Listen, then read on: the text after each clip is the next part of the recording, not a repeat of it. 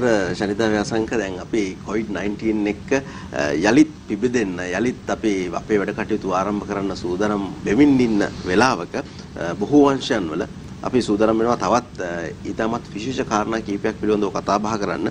විශේෂයෙන්ම මේ විවෘත වීමත් එක්ක රට විවෘත වීමත් එක්ක අපි කොහොමද කටයුතු කරන්න ඕන. ඒත් එක්කම අපි අද දවසේ ආරාධනා කරලා තියෙන අංගොඩ බෝවන රෝග විද්‍යායතනයේ කායික රෝග විශේෂඥ වෛද්‍ය එරංග නාරංගොඩ වෛද්‍යතුමන්ට ඔබතුමා බොහොම ගෞරවයෙන් පිළිගන්න මුලින්ම ආයුබෝවන් කියලා. දැන් එතුමාගේ සහභාගීත්වයත් එක්කම අපේ කතා බහ සිදු වෙන නිසා මේ වෙනකොට කොහොමද IDH රෝහලේ තත්ත්වය කියන කාරණාව ඒත් එක්කම PCR පරීක්ෂණ පැවැත්වීම පිළිබඳව යම් කතිකාවක් මේ වෙනකොට සමාජයේ අපිට අහන්න දකින්න වෙනවා. ඒ පිළිබඳව අපි කතා බහ කරන්න සූදානම් වෙනවා. ඒත් එක්කම දැන් මුලින්ම මම කැමතියි ඔබතුමාට අවධානය යොමු කරන්න දැන් මේ අපි යලි විවෘත වීමත් එක්ක මේ දවස්වල ටිකක් වැඩිපුර කතා බහ කරන කාරණා බවට පත් වෙලා තියෙනවා මේ රූපලාවන්‍ය ගාරවල තත්ත්වයන් පිළිබඳව. මේක ටිකක් ආందోලනාත්මක යම් කරුණු කාරණා එහෙට මෙහෙට කතා බහ වෙනවා අපිට පේනවා. ඒක නිසා වෛද්‍යවරයෙක් විදිහට මේ පිළිබඳව ඉතාමත් මනවින් යමක් පැහැදිලි කරලා දෙන්න පුළුවන් වෛද්‍යවරයෙක් විදිහට මම කැමතියි ඔබතුමාගෙන් දැනගන්න දැන් මේ කටයුත්තේදී අපිට කොහොමද සමාජයට නිවැරදිවම කරුණු කීපයක් අනාවරණය කරන්න ඉඩ කඩක් තියෙන්නේ. ඔව් දැන් මේ වන විට කොළඹ ගම්පහ කළුතර ඒ කියන්නේ බස්නාහිර පළාතත් පුත්තලම ඇරුණුකොට රටේ අනික් පළාත්වල බොහෝ දේවල් යම් තරමකට විවෘත වීමක් සිද්ධ වෙලා තිබෙනවා. මොකද ඒ පළාත්වල රෝගීන් වාර්තා වීම මද වශයෙන් තමයි අපිට දක්නට ලැබුණේ. දැන් මේ බස්නාහිර පළාතෙත් පුත්තලමෙත් තමයි වැඩිම රෝගීන් ප්‍රමාණයක් වාර්තා වුණේ. එතකොට දැන් ලබන සඳුදා ඉඳන් රජය තීරණය කරලා තිබෙනවා කොටස් වශයෙන් අධියර වශයෙන් මේ පළාත්නුත් විවෘත කරන්න. මේක ඇත්තටම අධියර 5ක් යටතේ කරන්න තමයි විද්‍යාත් මණ්ඩලයක් මගින් රෙකමන්ඩ් කරලා තියෙන්නේ. එතකොට ලබන සඳුදා වෙනකොට අපි හිතන්නේ යම් ප්‍රමාණයකට අර එලිමහනේ සිදු කරන විශේෂයෙන් ඔය ඉදිකිරීම් ශාස්ත්‍රයේ ගොඩනැගිලි ඉදිකිරීම් වැනි දේවල් ඊළඟට වැඩපොළවල් එවැනි ස්ථානවල වැඩ කටයුතු ආරම්භ කරන්න. ඒ වගේම කාර්යාල රජයේ කාර්යාල සහ පෞද්ගලික කාර්යාල ඒ වගේම කඩවල් ගත්තාම අර ග්‍රොසරි ෂොප්ස් ඒ කියන්නේ මිනිසුන්ට අත්‍යවශ්‍ය ආහාර ද්‍රව්‍ය විකුණන කඩවල් වැනි දේවල් විවෘත කිරීම තමයි අරමුණ වෙලා තිබෙන්නේ.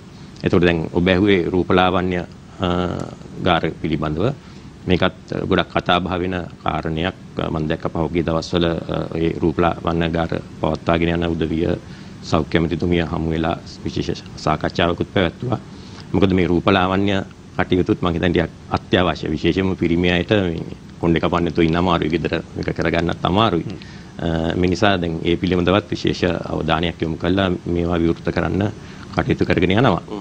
රූපලාවන්‍යාගාරවල ප්‍රශ්නේ තිබෙන්නේ අපි දන්නවා දැන් රූපලාවන්‍යාගාරයක කරන කටයුතු අර මුහුණාශ්‍රිතව කරන දේවල්. එතකොට මේ වෛරසය බෝ වෙන විදිය ගැන සැලකිලිමත් වුණාම අපි දන්නවා දැන් බිනිති වශයෙන් කෙල වලින් සොටු වලින් අතේ තැවරිලා ඊළඟට නහයෙන් කටින් ඇස් වලින් තමයි මේ වෛරසය ශරීරගත වෙන්නේ.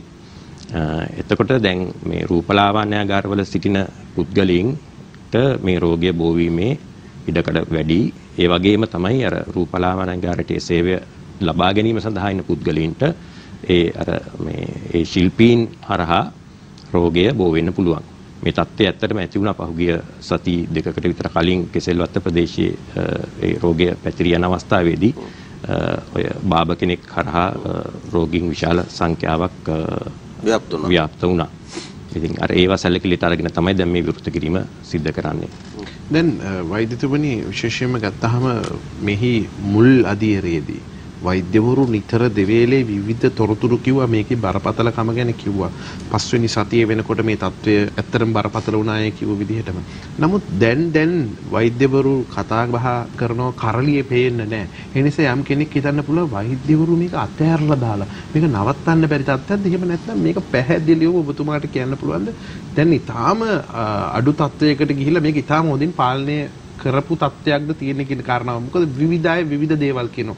ඔබතුමා අංගොඩ බෝවන රෝග විද්‍යායතනයේ කටයුතු කරන නිසා මේ පිළිබඳව පැහැදිලි දර්ශනය පැහැදිලි සිදුවීම ඔබට කියන්න පුළුවන් අපිට.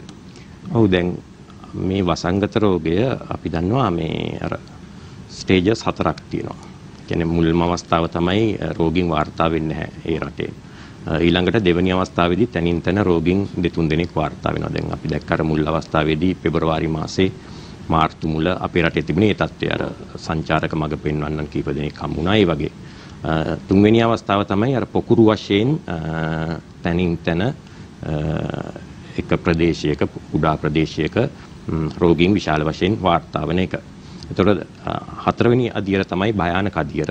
දැන් ඔය මරණ දිනකට 100 ගණන් දහස් ගණන් වාර්තා වන රටවල් වල තිබෙන්නේ ඒ අදියරේ තමයි අර සමාජ ව්‍යාප්තිය සිද්ධ වෙන අවස්ථාව.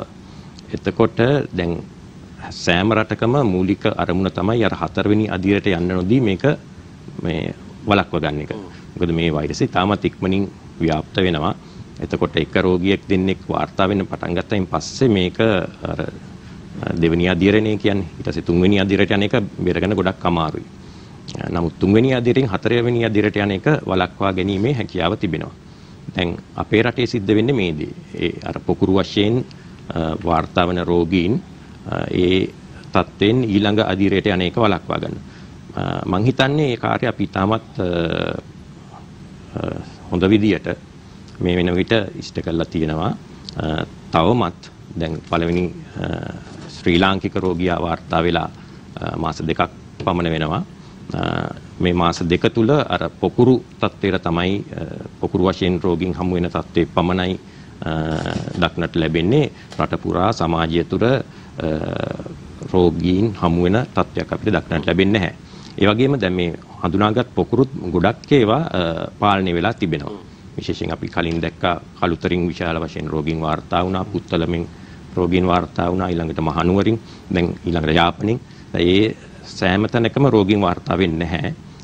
කොළඹ සහ අවාසනාවන්ත විදියට අර නාවික හමුදා නිලධාරීන් ඔව් සමග නාවික හමුදාව මේක පැතිරිලා ගියා. දැන් ඇත්තටම පාලනය කරගෙන තියෙන දැන් නේද? ඔව් පහුගිය සති දෙකේ හම්බුණු රෝගීන් විශාල ප්‍රමාණයක් මේ නාවික බටේ ඉන්නේ. ඉතින් විශාල වශයෙන් දැන් මේ අවස්ථාවෙන විට රෝගය පාලනය වෙලා තිබෙන. නමුත් අර අවදානම බැහැර වෙලා නැහැ. දැන් වෛද්‍යතුමනි ඔය කතා බහත් එක්ක IDH රෝහල පිළිබඳව අපිට පහුගිය දවස්වල වාර්තා වුණා මේ අපේ රටේ මේ හදිසි එහෙම නැත්නම් මේ විශේෂයෙන්ම ඉතාමත් බරපතල ගණනේ රෝගීන් නැති නිසා ICU මට්ටමට ගෙනියන්න අවශ්‍යතාවයක් නැති නිසා සමහර අවස්ථාවලදී මේ ICU එක වගේ මේ අලුත් වැඩියා කරගන්න පවා ඉඩකඩක් ලැබුණයි කියන කාරණා. කොහොමද මේ தত্ত্বය රෝහල පැත්තෙන් කතා කරොත්? ඔව් දැන් අපේ රෝහලේ ඇත්තටම මේ වෙන විට ICU දෙකක් තිබෙනවා. ස්ථාන දෙකක මුලින් තිබුණු ICU එකට අමතරව අපිට මේ අවස්ථාවේදී මේ කොරෝනා වසංගත තත්ත්වයට සමග අලුතෙන් දැඩි සත්කාර එකකයක් ලබා ගැනීමේ හැකියාව ලැබුණා. පහුගිය දින කිහිපය අර ඔබ කිව්ව පරිදි ICU රෝගීන් වාර්තා වන ප්‍රමාණය අඩු වීමත් සමගම අපිට හැකියාව ලැබුණා එක දැඩි සත්කාර එකකයක් වහලා ඒ අවස්ථාවේදී අනිත් දැඩි සත්කාර එකකේ තිබුණ කියන දැන් 4ක් තිබෙනවා. ඒ අවශ්‍ය වුණොත් රෝගීන් ලබා ගන්න. ඒ අවශ්‍ය අලුත් වැඩියා කිරීම සිදු කරා. විශේෂයෙන්ම මේ කොරෝනා රෝගීන් බලා ගැනීමට පුළුවන් විදිහට අර නෙගටිව් ප්‍රෙෂර් දාලා ඒ වෛරසය ව්‍යාප්ත වෙන්නේ නැති වෙන්න සහ කාර්ය මණ්ඩලයේ ආරක්ෂාව තහවුරු වෙන විදිහට ඒ ICU එක හදා ගන්න අවස්ථාව ලැබුණා. දැන් මේ වන විට ඇත්තටම අපේ රෝහලේ දැඩි සත්කාරයකකේ සිටින්නේ එක රෝගියෙක් පමණයි. ඔහුත් අර කෘත්‍රිමව ශ්වසනය වෙන්ටිලේටර් එකට හයි කරපු එහෙම රෝගියෙක් නෙවෙයි. ඒ නිසා ඊටමත් බරපතල තත්ත්වයේ රෝගියෙක් නෙවෙයි. අනිත් රෝගීන් සාමාන්‍යයෙන් රෝග ලක්ෂණ මද වශයෙන් පෙන්වන පුද්ගලයන්. එතකොට දැන් මේ PCR පරීක්ෂණ පිළිබඳවත් යම් කතාවන් පහුගිය දවස්වල පැතිරී ගියානේ සමාජය තුළ. සමහර විට නෙගටිව් වෙනවා, ඊට පස්සේ ඒ කෙනාගේම පොසිටිව් කියලා කියනවා, පොසිටිව් කට්ටිය ආපහු නෙගටිව් වෙනවා. මේ පරීක්ෂණ වාර්තාවන් පිළිබඳව යම් කුකුසක් හිතවල තියෙනවා මේ වෙනකොට සමාජයේ. එතෙන්ට වෛද්‍යවරයෙක් විදිහට ඔබතුමාට මොකද්ද දෙන්න තියෙන පිළිතුර? ඇත්තටම මේ කුකුස මං හිතන්නේ අනවශ්‍ය දෙයක්. විශේෂයෙන් ඒක සමහර විට කෘතිමව හදපු දෙයක් වෙන්නත් පුළුවන්. මොකද මේ වන විට PCR පරීක්ෂණ 20000කට වැඩි ප්‍රමාණයක් අපේ රටේ කරලා තිබෙනවා. ඒ වගේම දැන් රෝගීන් හඳුනාගෙන සිටිනවා 800 ගාණක්. ඒ කියන්නේ පොසිටිව් රිසල්ට්ස් 800 ගාණක් තිබිලා තියෙනවා. එතකොට ඒ 800 ගානෙන් ඊට අමතරව දෙක තුනක යම් ප්‍රශ්නයක් පහුගිය දිනවල ඇති වුණා.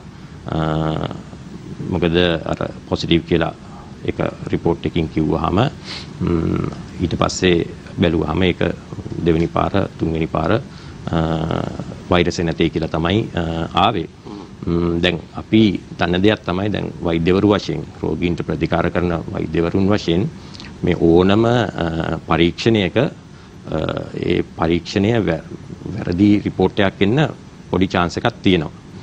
ඒකින්ද තමයි අපි හැම විටම රෝගීන්ට ප්‍රතිකාර කරනකොට ඒ පරීක්ෂණ මතම පදනම් වෙන්නේ නැතුව රෝගීන්ගේ රෝග ලක්ෂණ ඊළඟට අපි ඒ රෝගීන් එක්සැමින් කරලා ඒ අපි ලබා ගන්න ඒ දත්ත ඊළඟට ඒ රෝගියා දැන් මේ වසංගත රෝගයේදී නම් ඒ රෝගියාට රෝගය ආවේ කොහොමද?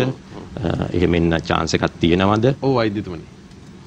ඔව් එතකොට අර මම කීකී දැන් මේ ඔව් දත්ත එකතු කරලා දැන් ඒ අනුව තමයි අපි තීරණය කරන්නේ මේ රෝගියාට මේ රෝගයද තිබෙන්නේ එහෙම නැත්නම් වෙන රෝගයක්ද එහෙම කියලා. දැන් PCR පරීක්ෂණ ගැන විශේෂයෙන් කතා කරාම මේකෙන් අඳුනගන්නේ කෙලින්ම වෛරසය. එතකොට මේක පොසිටිව් කියලා આવොත් ඒක ගොඩාක් වෙලාවට 99%ක්ම අපිට තහවුරු වෙනවා මේ වෛරසය තිබෙනවායි කියලා. නමුත් කලාතුරකින් විශේෂයෙන් මේ දවස්වල මේ රසායනාගාරවල විශාල වශයෙන් පරීක්ෂණ සිදු කරනවා. එතකොට මේ අවස්ථාවලදී යම් ප්‍රශ්න කලාතුරකින් ඇති වෙන්න පුළුවන්. ඒ නිසා දැන් මම හිතන්නේ මහ ජනතාව මේ පරීක්ෂණ පිළිබඳ අවිශ්වාසයක් ඇති කර ගැනීම කිසිම අවශ්‍ය නැහැ. මොකද මේ තත්ත්වය ඇති වුණේ රෝගීන් දෙතුන් දෙනෙක්ගේ. ඒකත් අපි රෝගීන් අපේ රෝහලට එනකොටම අපිට අර ගන්න දත්තත් එක්ක අපි හිතුවා මේ පුද්ගලයින්ට මේ රෝගය සමහර විට වැළඳිනා නැතුව ඇති කියලා. මේ නිසා අපි ඒ පුද්ගලයින් අර අනිත් පොසිටිව් පේෂන්ට්ස්ලත් එක්ක තියන්නේ නැතුව වෙනම කාමරවල තියලා එහෙම නැත්නම් දැන් රෝහලට ආවහම ඊට පස්සේ ඒ අවස්ථාවේදී රෝගේ බෝ වෙන්න පුළුවන් නේ. එතකොට ඒවත් අපි මගහැරලා තමයි ඒ රෝගීන්ට ඒ පුද්ගලයින්ට ඒ අවශ්‍ය ප්‍රතිකාර කරලා ඊට පස්සේ අපි ඒ පරීක්ෂණය නැවත කරනවා දින දෙකක්. ඒ වගේම පරීක්ෂණාගාර දෙකකින් කරනවා. කියන්නේ එකම පරීක්ෂණාගාරින් නැතුව පරීක්ෂණාගාර කිහිපයකින් කරනවා. තවත් නිවැරදිතාවය තහවුරු කරගන්න පුළුවන්. ඊට පස්සේ අය ගෙදර යනවා. එතකොට අර නිරෝධායන කිරීමක් ඒ වගේ දෙයක් ඒ පුද්ගලයින්ට සිද්ධ වෙන්නේ නැහැ. ඒ පවුල් වලට සිද්ධ වෙන්නේත් නැහැ. දැන් දැන් අපි කියනවා කිසියම් ගැටලුවක් ඇති වෙන්න පුළුවන් කියලා. පැහැදිලිවම මේ පිළිබඳව කොයිතරම් උනන්දුවකින් අවබෝධයකින් කටයුතු කරනවද කියන එක පේන්න තියෙනවනේ. දැන් මේ යම් එක්කෙනෙකුට පොසිටිව් වුණා නම් ඔහුට මේ රෝගේ තියෙනවා කියලා අපිට වැටහුණා නම් ආයෙත් මේක පැහැදිලි කරගත්ත නිසා තමයි ආයෙත් පරීක්ෂණයකට ලක් කරපු නිසා තමයි ඔහු පොසිටිව් නෙවෙයි කියලා දැනගත්තේ. නැත්තම් කෙලින්ම මේ බෙහෙත් කරන්න කියලා අර ගොඩට දැම්මා නම් මෙහෙම වෙන්නේ නැහැ. නමුත් මම හිතනවා අනෙකුත් රටවල් වල එහෙම මේ පිළිබඳව එච්චර තැකීමක් නැතුව කරපු නිසා තමයි මේ තත්ත්වය ඊටාම වැඩි දුර දිව්වේ. ඔව් ඇත්තටම මේ අනිත් රටවල් වල මෙච්චර පරීක්ෂණ සිද්ධ වෙන්නේ නැහැ. විශේෂයෙන්ම මේ රෝග ලක්ෂණ මත උනත් අර ඒගොල්ලෝ බලනවා හුස්ම ගැනීමේ අපහසුතාව වැනි අර ටිකක් දරුණු තත්ත්වයට යන අය විතරයි පරීක්ෂණ කළා මේ රෝහලට ඇතුල් කරලා පරීක්ෂණ කරන්නේ. අනිත් අය ගෙදරට වෙලා විවේක අරගෙන ඉන්න එක තමයි කරන්නේ. දැන් වෛද්‍යතුමනි අපි කතා කළා රූපලාවන්‍යාගාර සහ අනෙකුත් සාමාන්‍ය කටයුතු ක්‍රමයෙන් අපි ආරම්භ කරනවා කියලා සඳුදා වෙද්දී. විශේෂයෙන්ම දැන් අපි දැක්කා සෞඛ්‍ය නිලධාරීන් ඔස්සේ විවිධ ව්‍යාපාරික ස්ථාන ආයතන වලට ඒ ප්‍රදේශ වශයෙන් ඒ අයට කොයි විදිහටද ක්‍රියාත්මක වෙන්න ඕනේ හැම ආයතනයකම යම් නිලධාරියෙකුපත් කරන්න ඕනේ සඳහා ඒ කෙනාට වගකීමක් තියෙනවා. මීටරයක දුරම ලකුණු කරන්න ඕනේ. කාර්යාලයකට සේවාවක් ලබා ගන්න පිටින් පිරිස එනවා නම් ඒ වගේම තමයි අපි වෙළඳ භාණ්ඩ විකුණන ආයතන මේ අයත් මේකට සූදානම් වෙන්න ඕනේ. බොහෝ දෙනෙක් දැනුවත් වෙලා ඉන්නේ. නමුත් මම හිතන්නේ මේ වෙලාවේ අපිට වගකීමක් තියෙනවා ඒ සියලු දෙනාව දැනුවත් කිරීමට. මම හිතන්නේ රූපලාවන්‍යාගාර සම්බන්ධයෙන් සහ අනෙකුත් ස්ථාන. දැන් මේ ස්ථාන විවෘත කිරීමෙන් පසුව අර ඔබ කියු පරිදි ප්‍රධාන දෙකක් අපිට කරන්න තියෙනවා. එකක් තමයි පුද්ගලයන් අතර දුරස්ථභාවය තබා ගැනීම. ඒකෙදී අපි කියන්නේ අඩුම ගානේ මීටරයක්. يعني මීටරයට වැඩි වෙනවා නම් ඒකට හොඳයි. ඔව්. එතකොට ඊට අමතරව අනිත් දේ තමයි Tamanගේ දෑත් පිරිසිදුව තබා ගැනීම. නිතර අත සෝදලා ඊළඟට අනවශ්‍ය ලෙස අර පෘෂ්ඨ මත අත තබන්නේ නැතුව ඒ විදියට පරිස්සම් වෙන එක. ඒ වගේම අර සාමාන්‍යයෙන් තිබු කසල බඳුන් වලට අමතරව මේ මුඛ ආවරණ වගේ සේවකයන්ගේ ඉවත් කිරීම සඳහා කසල බඳුන් වහපු බඳුන් පාවිච්චි කිරීම වගේ දේවල්. ඔව් එකක් තමයි අර බඳුන් කසල බඳුන් වහන්න පුළුවන් ඒවා වෙන්න ඕන.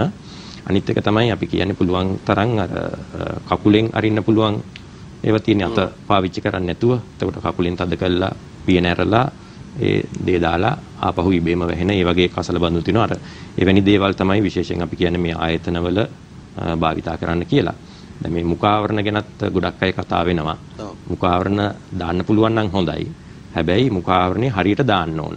මොකද මුඛාවරණේ හරියට දාන්නේ නැතුව මුඛාවරණය Tamanට ඇතුළු වීමේ හැකියාව වැඩි වෙනවා. ඊට වඩා හොඳයි මුඛාවරණයක් නොදා ඉන්න එක. විශේෂයෙන් Tamanට අර ඒ දුර පවත්වා ගන්න පුළුවන් නම් දෑත් පිරිසිදුව තබා ගන්න පුළුවන් නම් මුඛාවරණයක් පාවිච්චි කරේ නැතත් කමක් නැහැ. නමුත් දැන් ඉදිරියේදී මේ රට විවෘත වෙනකොට අපි දන්නේ අපිට මොන අවස්ථාවක් එයිද සමහරවිට මීටරේ දුර පවත්වා ගන්න බැරි අවස්ථා තිබෙනවා. ඒ නිසා මුඛාවරණයක් පැළඳුවට කමක් නැහැ.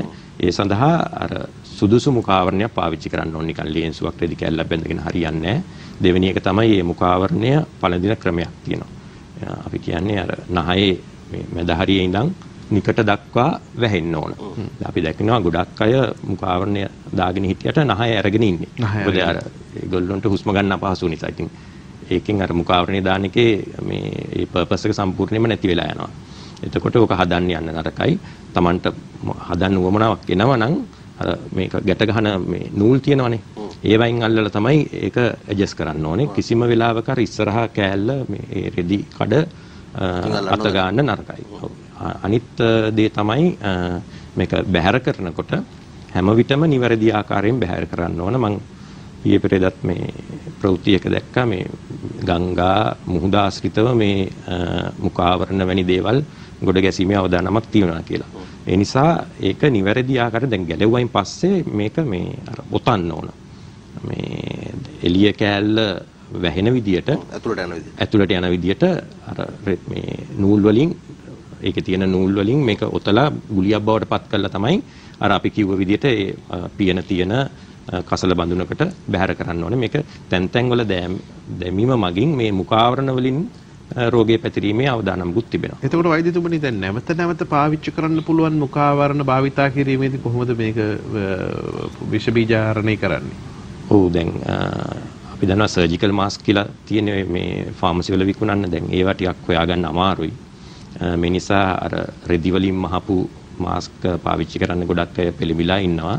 ඒකේ ප්‍රශ්නයක් නැහැ. එතනදී අර රෙදි කඩේ අර මේ ලේයර්ස් දෙකක් හෝ තුනක් තියෙන විදිහට ඒ මුඛාවරණය සකස් කරගන්න ඕන. ඊළඟට ඒ මුඛාවරණය සෝදලා පාවිච්චි කරන්න පුළුවන් රෙදි වලින් පාවිච්චි කරපු මේ සාදපු මුඛාවරණයක් නම් ඒ සඳහා රෙදි සෝදන සබන් භාවිතා කිරීම සුදුසුයි. දැන් මේ විවෘත කිරීම එක්ක අපි සාමාන්‍ය තත්වයට ලංවීමත් එක්ක ඒ සමග අපේ තියෙන චර්යාවන් වෙනස් කර ගැනීමේ හරි උමනාවක් තියෙනවා එතුණි. එතකොට කොහොමද අපි ඒ සඳහා සූදානම් වෙන්නේ? විශේෂයෙන්ම දැන් අපිට දරුවන් පිළිබඳව හිතන්න වෙනවා. පාසල් පටන් ගැනීම තව ටිකක් කල් ඉස්සරහට ගියත් යම් ආකාරවලට දෙමව්පියන් වැඩිහිටියන් තමන්ගේ දරුවන් පිළිබඳව යම් අවධානයක් යොමු කරන්න ඕන. විශේෂයෙන්ම පෞද්ගලික වාහනවල ගමන් නොකරන පොදු ප්‍රවාහන සේවයත් එක්ක ගමන් කරනකොට අපිට හුඟක් දේවල් හිතන්න තියෙනවා. එතකොට මේ නීති රීතිත් එක්ක අපි කටයුතු කරන්නේ කොහොමද කියන කාරණා හිතන්න තියෙනවා. මෙන්න මේ දේවල් වලට සාමාන්‍ය ජනතාව විදිහට අපි කොහොමද යොමු වෙන්න ඕන මේ වෙලාවේදී? ඔව් මේ අවස්ථාවේදී දැන් අපි විවෘත කිරීම කරන්නේ අධීර වශයෙන් මම කලින් කිව්වා විදිහට අත්‍යවශ්‍ය සේවා පමණයි විවෘත කරන්නේ. එතකොට දැන් නිවසින් බැහැරවන පුද්ගලයන්ුත් නිවසෙන් බැහැර විය යුත්තේ අත්‍යවශ්‍ය කාරණා සඳහා පමණයි. සමහර විට රැකියාවේ අවශ්‍යතාවය වෙන්න පුළුවන්.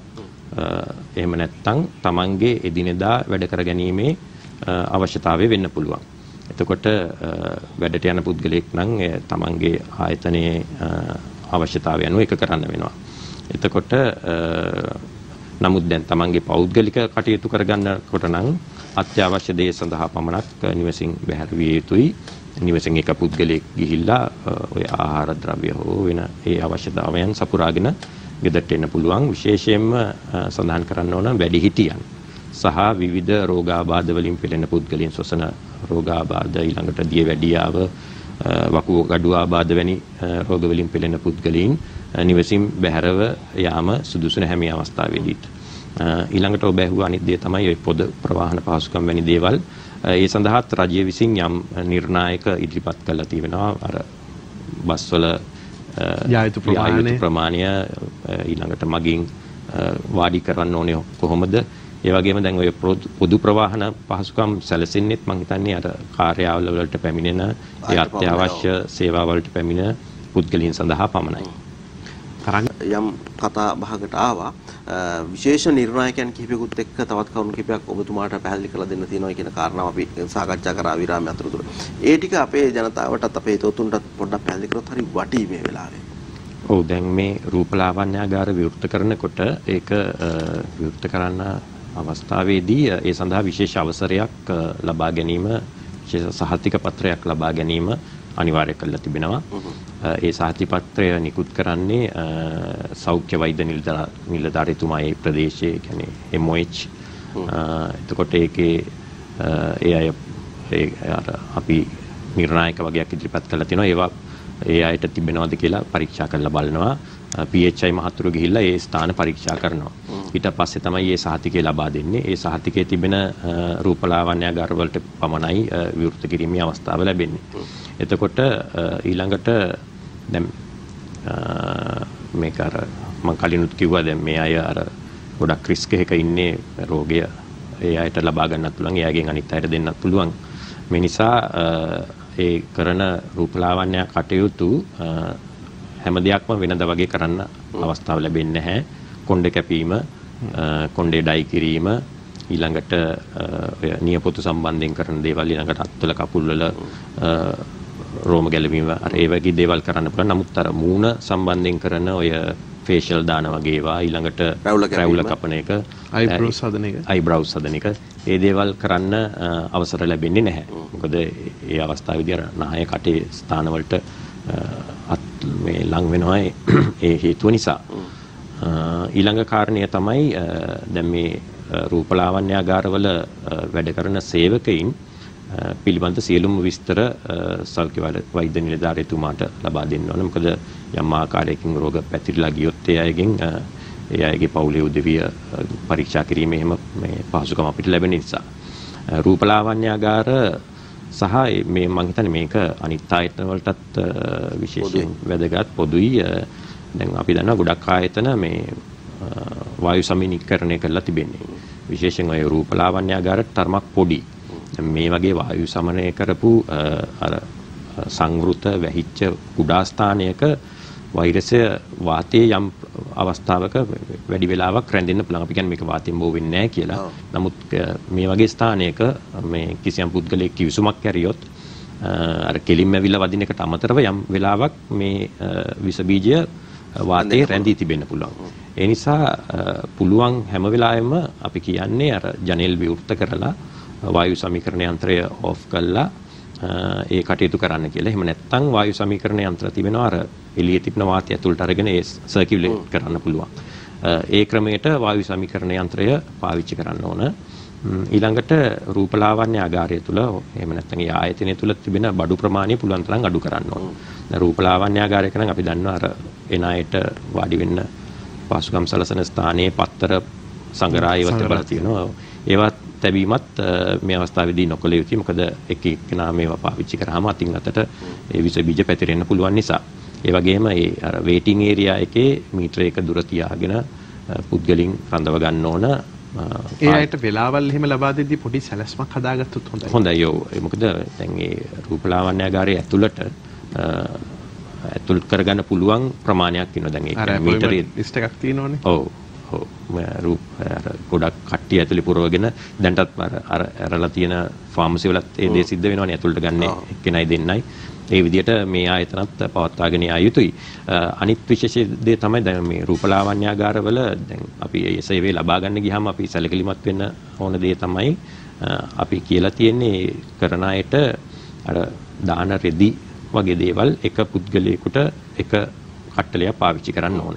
කෙනෙකුට පාවිච්චි කරායින් පස්සේ ඒක ඉවත දාලා සෝදලා ඊළඟ දවසේ ගන්න ඕන. එතකොට තමන් පොඩ්ඩක් බලන්න ඕන තමන්ට ඒ අර පළඳවන මේ රෙද්ද අලුත් මේකක්ද කියලා. වෙන හිට පාවිච්චි නොකරපු. මොකද ප්‍රායෝගිකව අපි හුඟක් වෙලාවට දකින්නේ කීපයක් තමයි සාමාන්‍ය එකක තියෙන්නේ. ඒකම පොඩ්ඩක් ගසලා තමයි පාවිච්චි කරන්නේ. නමුත් ඒක තමයි ප්‍රායෝගික තත්ත්වය. ඔව් නමුත් දැන් ඒ දේ මේ අවස්ථාවේදී කරන්න බෑ. දැන් සෞඛ්‍ය වෛද්‍ය නිලධාරීතුමා ඒක ඇවිල්ලා පරීක්ෂා කරලා බලන මේ අයට ඇති තරම් ඒ ඇඳුම් කට්ටල තිබෙනවද කියලා. දෙවෙනි කාරණය තමයි දැන් ඔය පනා ඒ අර පාවිච්චි කරන උපකරණ විස බීජානුහරණය කරලා තමයි අනිත් එක්කෙනාට ගන්න ඕනේ. දැන් ඒකත් දැන් සිද්ධ වෙන්නේ නැහනේ. එතකොට ඒ සඳහා අර 70 ඇල්කොහොල් වැනි දෙයක් පාවිච්චි කරන්න පුළුවන් විස බීජානුහරණය කරන්න. එතකොට දැන් අපි සේවය ලබා ගන්න රූපලාවන්‍ය ගාරයට ගියහම මේ දේවල් හරියට සිද්ධ වෙනවද කියලා අපි පොඩ්ඩක් අවධානය යොමු කරන්න ඕන. දැන් ඒ පැත්තෙන් අපි දැන් පොඩ්ඩක් යමු මේ ඔබතුමාත් විශේෂයෙන්ම අංගොඩ බෝවන රෝග විද්‍යායතනයේ විශේෂඥ වෛද්‍යවරයෙක් නිසාම දැන් එක තැනකදී ඔබතුමා පොඩ්ඩක් සිහිපත් කරා මේ ඉදිකිරීම් කටයුතු සිදු කරන තැන් පිළිබඳව. දැන් ඒ තැන්වලත් වැඩ කටයුතු ආරම්භ කරන්න දැන් අවසර ලබා දීලා තියෙනවා යම් මට්ටමකට. විශේෂයෙන්ම මේ තැන්වල ඉදිකිරීම් නැවැත්වීමත් එක්ක දැන් යම් වලවල් තියෙන්න පුළුවන් නැත්නම් උපකරණ වලට මේ වෙහි කාලයත් එක්ක වතුර පිරීමත් එක්ක ඊට පස්සේ ඩෙන්ගු වගේ තත්ත්වයන් වලටත් එන්න පුළුවන් නේද? මේ තත්ත්වය පිළිබඳව කොහොමද අපි දැනුවත් කරන්නේ? ඔව් ඇත්තටම ඔබ කිව්වදී 100%ක් හරි. දැන් සඳුදාට මේ ස්ථානේ විවෘත වෙනවා. මේ දක්වා මමත් දැකලා තිබෙන ඔය ඉදිකිරීම් දැන් කොළඹ නගරයේ විශාල වශයෙන් ඔය ඉදිකිරීම් සිද්ධ වෙනවා විශාල ගොඩනැගිලි. පහුගිය දවස්වල ඇතිවෙච්ච වැසි තත්ත්වයත් සමග මේ ස්ථානවල ජලය රැඳීමේ ඉඩකඩ තිබෙනවා. දැන් මේ මැයි ජුනි ජූලි මාස කියන්නේ අර ඩෙන්ගු පීක් එකක් වෙන මාස. අවුරුද්දට මේ වගේ ඩෙන්ගු පීක්ස් දෙකක් එනවා. වැස්සත් සමග ඊසාන දිග සහ නිරිත දිග මෝසම් වැස්සත් සමග දැන් මේ නිරිත දිග මෝසම් වැසි කාලයේ ඩෙන්ගු ව්‍යාප්ත වීමේ අවදානමක් තිබෙනවා. මේ නිසා මේ පිළිබඳවත් විශේෂයෙන් සැලකිලිමත් වීම වැදගත්. ඇත්ත වශයෙන්ම පහුගිය දිනවල ඔය කොරෝනා යයි සැක කරලා අපේ රෝහලට පැමිණි රෝගීන් කීප දෙනෙකුටම අවසානයේ තිබුණේ ඩෙන්ගු රෝගය. ඒ වගේම ඩෙන්ගු රෝගයට නිසි ප්‍රතිකාර නොලැබුණොත් ඒකත් මාරාන්තික වෙන්න පුළුවන්. දැන් මේ වන විට ඩෙන්ගු මරණ ප්‍රමාණය අපේ රටේ සෑහෙන අඩු වෙලා තිබෙනවා. මොකද අපේ බටහිර වෛද්‍ය ක්‍රමය නිසා ඒ ප්‍රතිකාරවල දිනු වීමත් සමගම නමුත් දැන් මේ රෝගීන් නිග්ලෙක්ට් වුණොත් ඒ රෝගය පිළිබඳ අවධානය ගිලිහුණොත් කොරෝනා රෝගයට වඩා දරුණු විදියට ඩෙන්ගු රෝගය අපේ රටේ පැතිරෙන්න සහ ඒ මරණ සිද්ධ වෙන්න ඉඩකඩ තිබෙනවා. දැන් වෛද්‍යතුමනි අර දින ගණනාවක් තරංග ගෙදරට වෙලා ඉඳලා මුලින්ම රැකියාවට ගියාම මේ අයට අමතක වෙන්න පුළුවන් රැකියාවට ගිහිල්ලා ඉතින් දැන් ඔබතුමන්ලා නම් එක දිගට කිසිම නිවාඩුවක් නැතුව දැන් මේ දිගු කාලීනව මේ කාර්යයත් එක්ක ඉන්නවා. ඔබතුමන්ලා ලේසි පහසු නෑ පිරිසුදු වීමේ කාර්ය ගෙදරට එද්දි ගෙදර ආදරණීයයන් එක්ක ගනුදෙනු කරද්දි. රැකියාවට එළියට ගියාට පස්සේ අර සුපුරුදු කඩේට ගිහිල්ලා බරු ටිකක් අරන් එන්න ගියා වගේ ගේ ඇතුළට එකපාරට එන්න බෑ. වෙනදාට සපත්තු දෙක දාගෙන ගේ ඇතුළට ගිහිල්ලා තමයි ඇඳුම් ගලවන්නේ. ඒක අමතක වෙන්න පුළුවන්. ඒක දැන් පුරුදු නෑ දවස් ගාණක් තිස්සේ. වැඩට ගිහිල්ලා ගෙදර එන අයට හිතන්න කරන්න ගොඩක් දේවල් තියෙනවා. ඔව් ඔව් කිව්වා. හරි මේ විශේෂයෙන් තමන්ගේ රැකියාව කරනකොට ඒ ස්ථානයේ වැඩි වෙලාවක් රැඳෙනවා. ඊට පස්සේ මිනිසුන් සමග ගනුදෙනු කරලා එතකොට තමන් නිවසට ආවහම නිවසේ අයට ඒ වෛරසය බෙදා හරින්න මේ ඉඩ තියෙනවා. එතකොට අපි කරන්න ඕන දේ තමයි අපි දැන් හැම විටම සිහිය ලබා ගන්න ඕන මේ තිබෙන අවදානම. එතකොට නිවසට පැමිණි වහාම තමන්ගේ ඇඳුම් ගලවලා ඒවා සෝදන්න දාලා නිවසේ අනිත් අය සමග ගැටෙන්නේ නැතුව පුළුවන් තරම් ඉක්මනට ස්නානය කරලා පිරිසිදු වීම වැදගත්. දැන් ඇත්තට වශයෙන්ම දැන් රෝහල් වල වැඩ කරන අපිත් ඒ අනුව තමයි වැඩ කරන්නේ. මේ විශේෂයෙන් දැන් අපි මේ ගෙදර ඉඳන් ඇඳන් යන ඇඳුම් ඒ රෙස්ට් රූම් එකේදී රෝහලට ඇතුල් වෙච්ච ගමන්ම ගලවලා වෙන ඇඳුම් වලට බහැලා ඊට පස්සේ ආපහු වෙනකොට නාල පිරිසිදු වෙලා ඉන්නේ. ඊට පස්සේ ගෙදරට ආවෙන් පස්සේ තාපව පිරිසිදු වෙනවා. ඉතින් දැන් ඒ දේවල් මේ රැකියාවල් අලුතෙන් පටන් ගන්න පහුගිය දවස්වල නිවාඩු ගිහිල්ලා හිටපු පුද්ගලයන් ඒ චර්යාවල් වලට පුරුදු වීම වැදගත්. මොකද මේ වෛරසයත් එක්ක අපිට තව මාස ගණනාවක් ජීවත් වෙන්න සිද්ධ වෙනවා. එතකොට ඒ පුරුදු දිගටම අපි පවත්වාගෙන යන්න වෙනවා. ඔරලෝසු වගේ දේවල් දැන් අපි එළියෙන් ස්නානය කරලා ගෙට යනවා නම් සමහරවිට ගෙදර ඉන්න කෙනෙකුට මේව ගලවලා දෙන්න පුළුවන් ඇතුලෙන් තියන්නේ. එහෙම ලොකු අවධානමක් තියෙනව නේද? ඔව් ඇත්තටම මම හිතන්නේ මේ අවස්ථාවේදී ඔරලෝසු එහෙම නැත්නම් මුදු ඊළඟට ඔය පිරිත් නූල් වැනි දේවල් පවා පැළඳීම සුදුසු නැහැ. ඒවා ගෙදර තියලා යන එක තමයි සුදුසු. ඊළඟට කිසියම් පුද්ගලෙක් ටයි පටියක් පළඳිනවා නම් ඒ ටයි පටියත් මේ දවස්වල පාවිච්චි නොකර ඉන්න නම් හොඳයි. මොකද අපි වෛද්‍යවරු වශයෙන් රෝහලේ වැඩ කරනකොටත් ඒ දේවල් තමයි අනුගමනය කරන්නේ. ටයි එක පළඳින්නේ නැහැ. පුළුවන් තරම් අත්කොට ෂර්ට් තමයි අඳින්නේ. මොකද එතකොට අපිට අර පිරිසුදු කරගන්න පුළුවන් මේ සබන් දාලා මේ අත්. ඒ වගේ දේවල් පුරුදු පුහුණු වෙන්න වෙනවා. ඊට පස්සේ දැන් ඕකෙන් දෙකක් තියෙනවා. අපිට එකක් තමයි වාහනය පාවිච්චි කරන පුද්ගලෙක් නම් යතුර. අනිත් දේ තමයි ෆෝන් එක. ජංගම දුරකථනය. ඉතින් ඒ දෙක මං හිතන්නේ හොඳම දේ තමයි එකක් කරන්න පුළුවන් ජංගම දුරකථනයට පාවිච්චි කරන්න පුළුවන් වෙනත් අර බහලන්න කවරයක්. එතකොට ගෙදරින් එළියට යනකොට ඒකේ දාගෙන නැත්නම් රැකියා ස්ථානෙට ගියාම මේකේ දාගෙන පාවිච්චි කළා රැකියා ස්ථානයේදී ඒ කවරේ අයින් කළා ෆෝන් එක ගෙදරට ගෙන්න පුළුවන්. එහෙම නැත්නම් ගෙදරට ආපු විගස මේ ගෙදර ඉන්න පුද්ගලයෙකුට පුළුවන් බෑග් එකක් දෙන්න. ඒකට මේ යතුරයි ෆෝන් එකයි දාලා එකෙන් ගැට ගහලා මේ පස්සේ පිරිසිදු වෙලාවෙන් පස්සේ අරක මේ ෆෝන් එක කවරෙන් පිරිසිදු කරන්න පුළුවන්. එතකොට එවැනි මොකක් හරි ක්‍රමයක් තමන් හිතලා ඒ දේවල් පිළිබඳව සැලකිලිමත් වෙලා මොකක් හරි ක්‍රමයක් ඒකට පාවිච්චි කරන්න ඕන. අවශ්‍යයි. මුගක් දේවල් වලට දැන් අපිට මේ නීති රීති දාලා නැත්තම් මේකට මෙන්න මේක කරන්න ඕන කියලා කියන්න බෑ.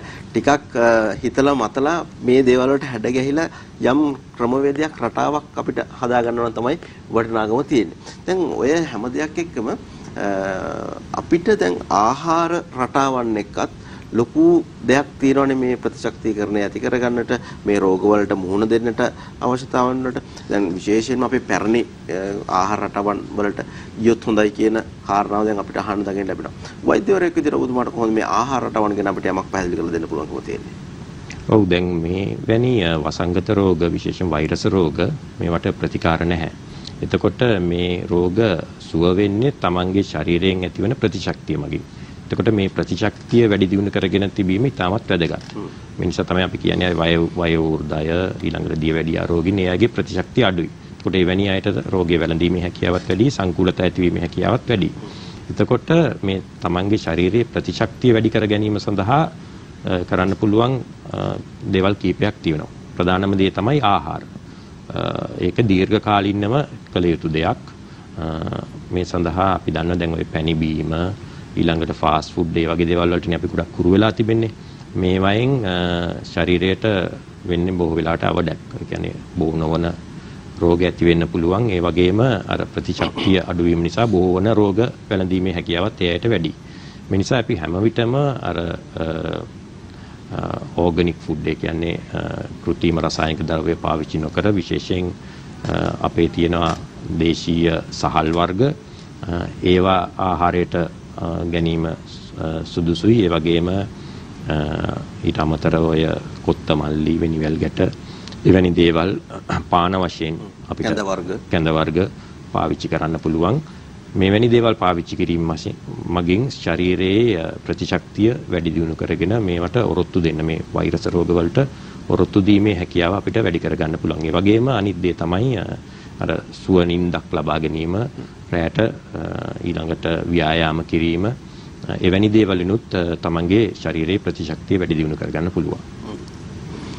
අසංක දැන් අපි ඔය කාරණා බොහොමයක් කතා බහ කළා.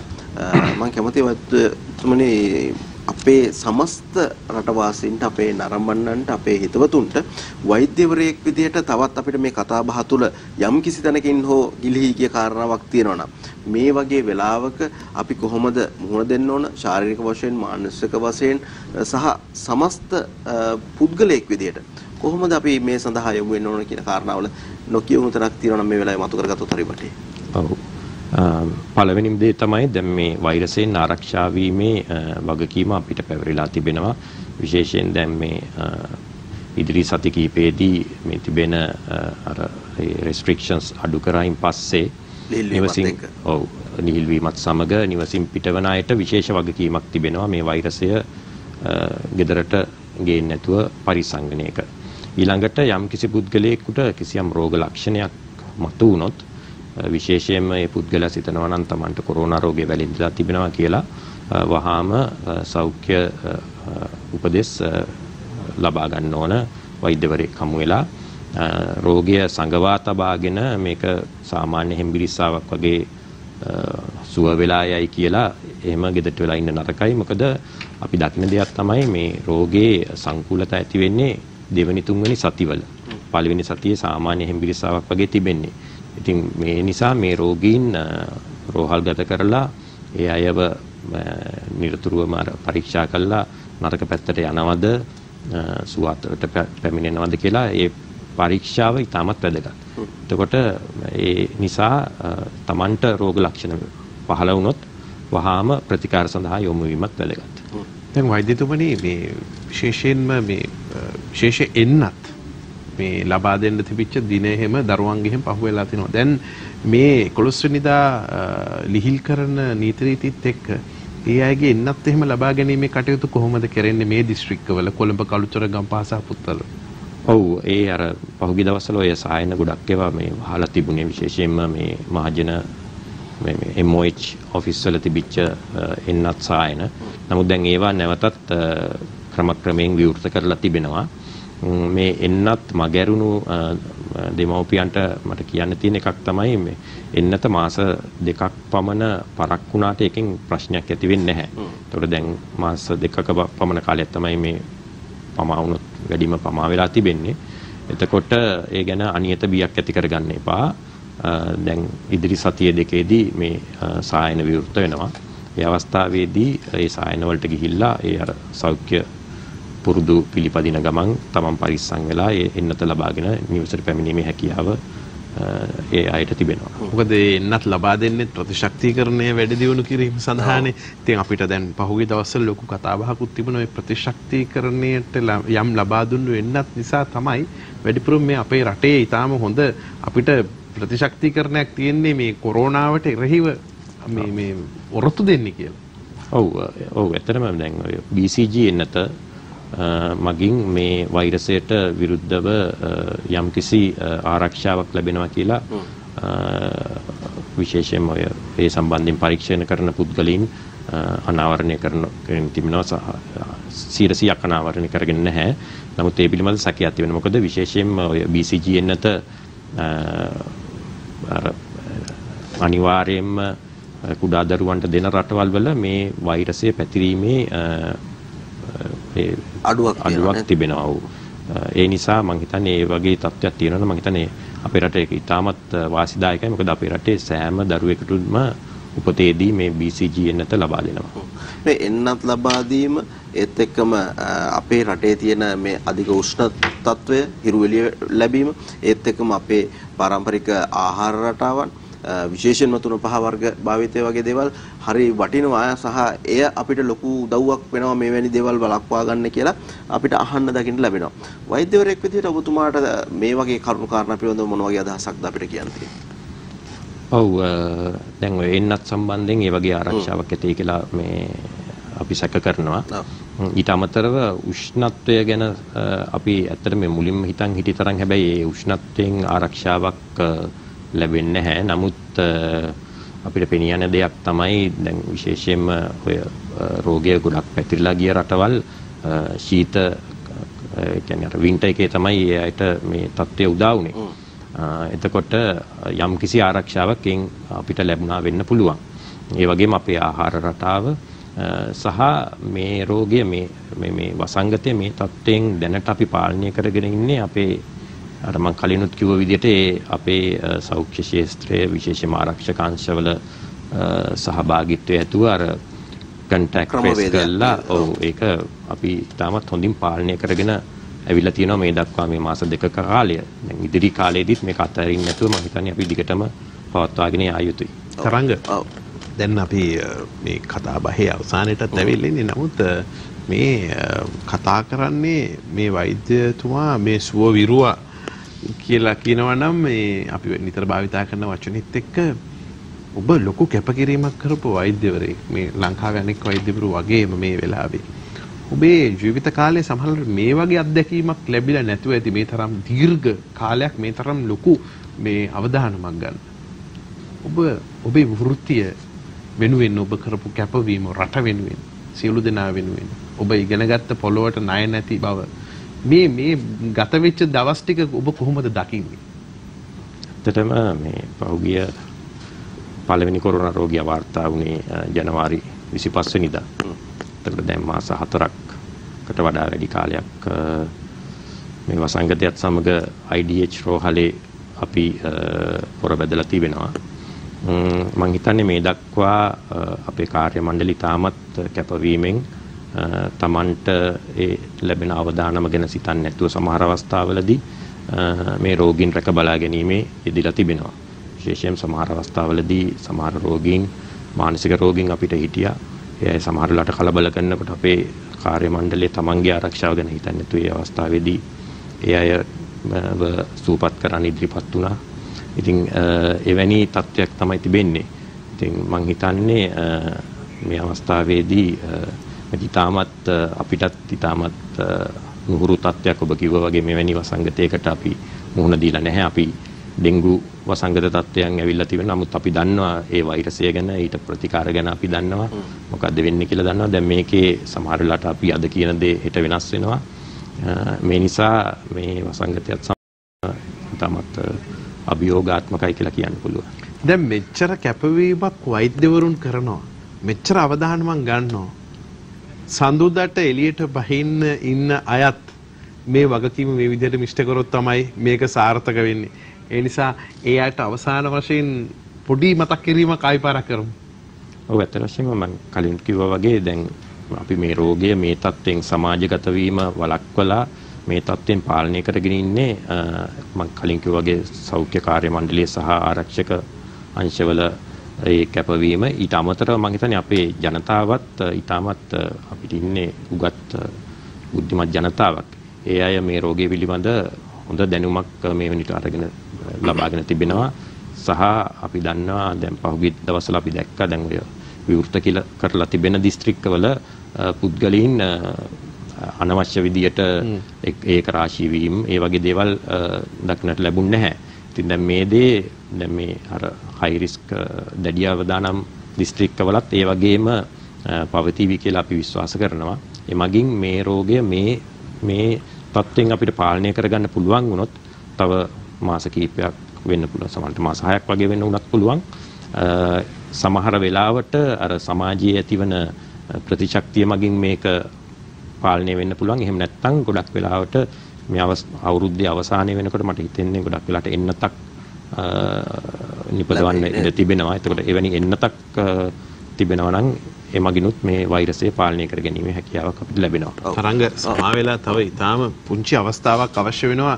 මේ තරම් වෙහෙසක් ගන්න, මේ තරම් කැප වෙන්න මේ වෛද්‍යවරයා පිළිබඳව බොහෝ දේ කතා කරත් එතුමන් අපි තොරතුරු ලබා දුන්නත් අපේ ප්‍රේක්ෂකාගාරයට විශේෂයෙන්ම අංගොඩ බෝවන රෝග විද්‍යායතනයේ කායික රෝග විශේෂඥ වෛද්‍ය රංග නාරංගොඩ වෛද්‍යතුමනි, ඔබතුමාගේ පාසල සහ ගම්පලාත පොඩ්ඩක් මතක් කරන්නකෝ. මම ඉපදුනේ මාතර, අධ්‍යාපනය ලැබුවේ මාතර රාහුල විද්‍යාලයේ. දැනටත් මගේ දෙමව්පියන් මාතර ජීවත් වෙනවා. පවුලේ තොරතුරු ටිකකුත් කියමු. මොකද ඔබත් එක්ක එකට පාසල් ගියපු ගම් පළාතේ අය බොහොම සතුටින් මේ දෙස බලාගෙන ඉන්නවා. ඔව්, මගේ පවුලේ අයියයි මල්ලි නංගි මල්ලි හන්දි රෝග පිළිබඳ විශේෂඥ වෛද්‍යවරයෙක් දැන්ට ඕස්ට්‍රේලියාවේ පදිංචි වෙලා ඉන්නේ. මම දැනට පදිංචි වෙලා ඉන්නේ නාවල. මගේ බිරිඳ වෛද්‍ය නිශානි සෙනරත් ඇය ජාතික රෝහලේ වෛද්‍යවරියක් වශයෙන් සේවය කරනවා. ඒ වගේම මගේ පුතා එක පුතෙක් ඉන්නවා. අවුරුදු 13යි. රාජකීය විද්‍යාලයේ අධ්‍යාපනය ලබනවා. ඔය තාම වටිනවා මං හිතන්නේ පියා යන මව යන අඩිපාරෙම පුතත් ගමන් කරයි රටට වැඩදායි සුවවිරුවෙක් වෙයි කියලා අපි විශ්වාස කරනවා. අපි ප්‍රාර්ථනාකුත් කරනවා. ඔව් ඒ ප්‍රාර්ථනා කරන එලෙසින්ම හොඳ ගමනක් යන්නේ පුතට අවස්ථාව ලැබෙන්න කියලා. ඒත් එක්කම වෛද්‍යවරියක් මේ වගේ සුවවිරුවන් නිසා අපේ වෛද්‍ය සමස්ත රටේ වෛද්‍ය කාර්ය මණ්ඩලය ඒ වගේම අපේ විරෝධාර රණවිරුවන් ශ්‍රී ලංකා පොලිසිය ඒත් එක්කම මේ වෙනුවෙන් කැපෙලා ඉන්න තවත් සුවිශේෂී කාණ්ඩ ගණනාවක් නිසා මේ COVID-19 වලින් අපේ රට මේ විදිහට ආරක්ෂා කරලා ඇද බැඳ තියාගෙන ඉන්නවා. දැන් එහි වගකීමේ තවත් ලොකු කාර්යභාරයක් ලැබෙනවා 11 වෙනිදාගෙන් පස්සේ අපේ රටේ සාමාන්‍ය ජනතාවට හැමදෙනාටම මෙච්චර කල් ගෙදර හිටියා වගේම ඉතුරු කාර්යභාරය කරන්නත් ඔන්න දැන් ඉඩකඩ තියෙනවා ටිකක් එළියට ඇවිල්ලා. අපි හැමෝම වගකීම් යුතු පුරවැසියන් විදිහට අපේ වගකීම ඉෂ්ට කරමු. අපි විශේෂයෙන්ම ස්තුතිවන්ත වෙනවා මේ සුන්දර ශනිදාවට අපිත් එක්ක අත්වල බැඳ ගැනීම පිළිබඳ අංගඩ බෝවන රෝග විද්‍යායතනයේ කායික රෝග විශේෂඥ වෛද්‍ය එරංග නාඩංගොඩ වෛද්‍යතුමාට නිදුක් නිරෝගී චිරජීවනයේ ලැබේවා කියලා ඔබතුමා ප්‍රමුඛ ලංකාවේ සුවවිරුවන් සියලුම දෙනාට. එමනම් ඉතින් තරංග දිනපතා අලුත් වීඩියෝ සහ ප්‍රවෘත්ති නැරඹීමට ඉහත බටන් එක ක්ලික් කර සියත TV subscribe කරන්න.